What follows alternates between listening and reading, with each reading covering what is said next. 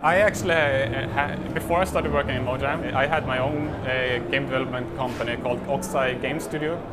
And we were working on this game which back then was called Project B, because we hadn't named it yet. When I started working on Mojang, I asked, is it okay if I continue to have my company on the side? And Carl and Marcus, they were fine with that. My two friends and partners, they continued working on the game, and I started working on Minecraft. And it kind of, since they were my friends, they were living in Stockholm, they were often at the office, and we had this great game in our opinion, but we didn't really have any backing for it. And so what happened was that we signed a deal, a really like friendly deal with Oxeye and Mojang. So now Mojang is helping us with, helping Oxeye with contacts with Microsoft and helping us with porting to get it on consoles. Why not just absorb it into Mojang if you're already there? I don't think we don't feel that's a benefit for either. It comes down to a lot of like politics and such, but we are three co-founders of Oxeye, and it kind of would lose its soul somehow. 2 weeks ago, I tried to help with some level design, and obviously Oxeye is at the Mojang office now, so we meet almost every day and discuss gameplay things. And so, if people say it's the creators of Minecraft, that means we are getting free publicity because everybody knows Minecraft, so that's a really good thing. But I hope that especially my friend who's known as The Wreck on the internet, is Daniel Brynolf. He's a real genius when it comes to game development. So I hope that in the future people will recognize him for all the work he's done. Okay.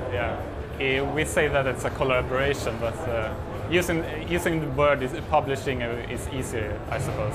It's not publishing in the normal sense because Mojang doesn't do any retail publishing, but we are using the account and sales system, the same system Minecraft and Skulls use for Cobalt. So in that sense, Mojang is publishing it. We were supposed to be the first of several. Now that is kind of put on ice. We'll see later, I guess. There is two parts of Cobalt. There's a single-player adventure mode or a campaign.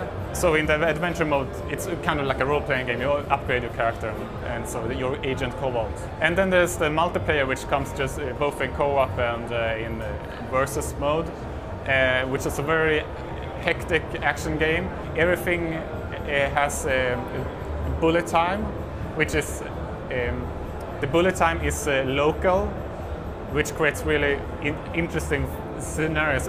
A bullet time is created when a character is close to something dangerous, but it's like a bubble of bullet time, so people still run around in their own pace outside of it. Yeah, it's not really easy to explain, but it's really fun to play. And we have a couple of game modes, and we have something called Capture the Plug, which is like Capture the Flag. You have a plug thing for an electricity machine.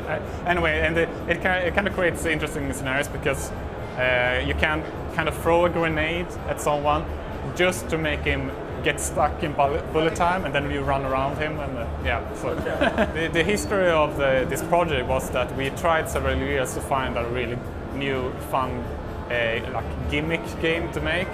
But it was difficult to find something fun that was something new at the same time. So we started making this as the idea was just to make a really solid action platformer. And I suppose the inspiration was like Mega Man. It's a combination of many platform games. And the theme and the feeling of the environments is actually more inspired by games, Fallout and movies like the Blade Runner. It's not exclusive, no, but we have a partnership with Microsoft on this. So it's just releasing first on Microsoft, is that the idea? Actually, I'm not sure. Cobalt has a lot of small details everywhere, and all of these things have taken a lot of time to develop. It has only been like one. It has been mainly one programmer and one artist working on it. So I hope for a second quarter next year.